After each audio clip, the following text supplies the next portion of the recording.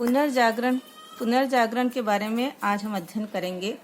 Europe के अंदर 11वीं से 12वीं शताब्दी में प्रौद्योगिक और आर्थिक परिवर्तन हुए थे और कृषि साधनों के तरीकों में भी बदलाव हुआ था। कालांतर में यूरोप के अंदर 14वीं से लेकर 16वीं शताब्दी तक यूरोप में पुनर्जागरण का काल माना जाता है, जिसमें यूरोप में स्वतंत्रता की विचारधारा, वैज्ञानिक और आलोचनात्मक दृष्टिकोण और चर्च के प्रभुत्व से कला और साहित्य की मुक्ति तथा प्रादेशिक भाषाओं में साहित्य के विकास को संभव बनाया। पुनर्जागरण का अर्थ। पुनर्जागरण से तात्पर्य है, यह एक अंग्रेजी पर्यायवाची शब्द है रिनेसां, जिसका फ्रांसीसी भाषा का यह शब्द है और इसका शाब्दिक अर्थ है फिर से जागृत होना।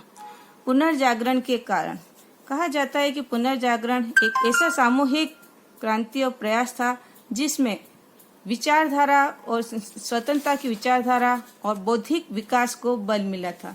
पुनर्जागरण की ये जो परिस्थितियां थी उसके प्रेरित करने के लिए कई कारण जिम्मेदार रहे। इन कारणों में प्रमुख है धर्म युद्ध। कहा जाता है कि यूरोप के अंदर जो ईसाइयों का जो पवित्र तीर्थ स्थान था यरूशलेम, उसके ऊपर सेल्जुक तुर्कों ने अधिकार कर लिया था और उस यरूशलेम के अधिकार को लेकर के लगभग 200 वर्षों तक ईसाई और मुसलमानों के बीच में धर्म युद्ध हुए और उनमें से प्रमुख युद्धों की संख्या 7 थी। इन युद्धों में यद्यपि ईसाई धर्म के प्रमुख पोप ने जो स्वयंसेवक विभिन्न यूरोपीय देशों के स्वयंसेवक और सामंत जिन्होंने युद्धों में भाग लिया था, जब वे पोप का आशीर्वाद लेकर के विजय होने का आशीर्वाद लेकर के वे धर्म युद्धों में गए, लेकिन अंत में इसका परिणाम यह निकला, इन धर्म युद्धों में ईसाइयों की हार हुई और तुर्कों की जीत हुई।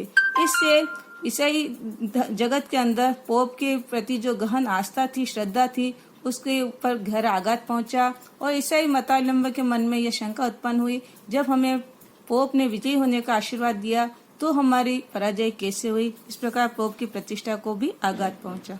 व्यापार का विकास।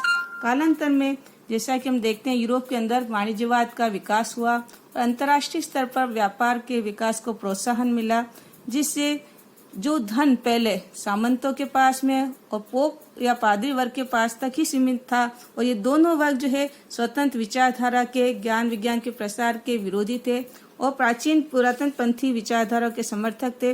लेकिन व्यापार के विकास से अब मध्यम वर्ग का उदय हुआ और व्यापारिक वर्ग के पास भी धन संपदा आई। इन्होंने नए नगरों में अपनी कीर्ति को स्थापित रखने के लिए बड़े बड़े भवनों का निर्माण किया और कलाकृति, चित्रकला आदि को प्रोत्साहन दिया। अपने विशाल भवनों में उन्होंने विद्वानों को बुला करके उनके तार्किक शास्त्रार्थ वगैरह करवाए, जिससे स्वतंत्र विचारधारा का प्रचार हुआ। इस प्रकार व्यापार के विकास से भी प्राचीन विचारधारा के अंत का और नवीन विचार, बौद्धिक विचारधारा के विकास का अनुकूल परिस्थितियां प्राप्त हुई। अरब और मंगोल।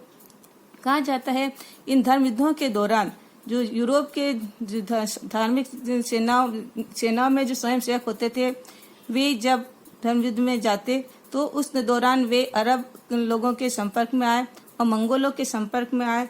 और कहा जाता है कि इस समय मंगोल नेता कुबलई खां, जिसका जो दरबार था जहाँ पर यूरोप और एशिया के विद्वान वहाँ पर शरण लेते थे, कई व्यापारी भी वहाँ आते थे और कई वैज्ञानिक वगैरह भी वहाँ होते थे और उसके वहाँ पर शास्त्रार्थ होते थे और उनसे चर्चाओं में और ज्ञान विज्ञान में जब यूरोपवासी भी उसके परिचित हुए, उसके संपर्क में आए, तो उन्होंने लौट करके यूरोप में भी नवीन विचारधाराओं को प्रोत्साहन दिया, प्रेरित किया और विचारधारा को फैलाया। इस प्रकार अरबों के माध्यम से यूरोप के अंदर भी नवीन जो खोजें हुई, जिसमें छापेखाने का आविष्कार, बारूद का प्रयोग, कागज का प्रयोग आदि का से भी जो है यूरोपवासी परिचित हुए और अरबों की स्वच्छता से और पूर्वी देशों की सभ्यता, संस्कृति, स्वतंत्र विचारों से भी यूरोपवासी परिचित हुए।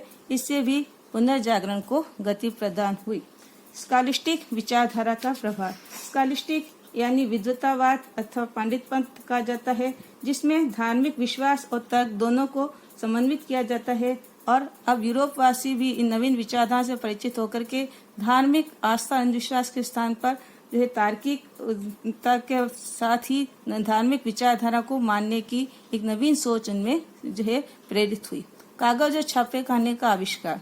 जैसा कि हम देखते हैं, जब कागज और छापेखाने का आविष्कार नहीं हुआ था, उस समय जो ज्ञान के प्रचारार्थक जो पुस्तकें होती वह पोप और पादरी वर्ग तक सीमित थी और जनसाधारण तक उनकी उपलब्धता बहुत मुश्किल थी।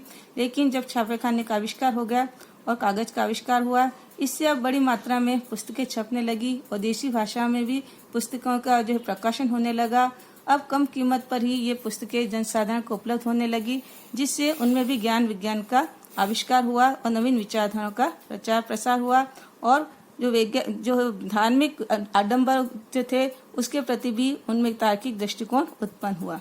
वैज्ञानिक आविष्कार जो हुए थे, उन वैज्ञानिक आविष्कारों के कारण भी जो है लोगों के अन्वेषण और खोज के विचारधारा से नवीन जनमार्गों की खोज हुई थी और वैज्ञानिक आविष्कारों ने भी पुनर्जागरण की विचारधारा को बल प्रदान किया। कुस्तुनतुनिया पर तुर्कों का अधिकार। कहा जाता है कि 15वीं शताब्दी के मध्य में कुस्तुनतुनिया पर जो है सेल्जुक तुर्कों ने अधिकार कर लिया था और ये कुस्तुनतुनिया जो है वह पूर्वी रोमन साम्राज्य बेंजेंटाइन साम्राज्य की राजधानी थी, जहाँ पर कई यूरोपीय विद्वान यूनानी विद्वान कलाकार आश्रय पाते थे। और जब कुस्तुनतुनिया पर तुर्कों का अधिकार हो गया तो वहाँ के निवास करने वाले जो विद्वान कलाकार और साहित्यकार जो थे, उन्होंने हजारों की शिक्षा में जो थे वे निकट स्थित इटली, फ्रांस, जर्मनी, इंग्लैंड आदि देशों में चले गए और अपने साथ वहाँ पर वह अपने अनेक पांडुलिपियाँ और ग्रंथ भी लेकर के गए। उनके संपर्क से इन देशों में भी ज्ञान विज्ञान का प्रचार प्रसार हुआ और नवीन चिंतन शैली का भी आविष्कार हुआ। इस प्रकार कुस्तुनतुनिया पर तुर्कों के अधिकार से भी जो यूनानी सभ्यता और संस्कृति थी उसका अन्य देशों के अंदर, यूरोप के देशों में भी प्रचार प्रसार हुआ। मानववाद का प्रचार। मानववाद शब्द एक लैटिन भाषा का शब्द है जिसका अर्थ है ह्यूमैनिटीज और अर्थात विकसित ज्ञान। इसका दृष्टिकोण अत्यंत व्यापक है और पेट्रार्क और उसके अनुयायी ने मानववाद का प्रचार किया। मानववादी विचारधारा ने धार्मिक आडंबरों की समाप्ति और स्वतंत्र चिंतन का प्रसार को बल दिया। इस प्रकार हम देखते हैं कि ये जो नवीन परिस्थितियां थी जिसके कारण मध्यकाल के अंदर जो यूरोप के अंदर एक बौद्धिक जड़ता की स्थिति उत्पन्न हो गई थी, उससे दूर होकर के वहाँ पर नवीन बौद्धिक चेतना जागृत हुई, जिसे हम सामूहिक रूप से पुनर्जागरण कह सकते हैं। धन्यवाद।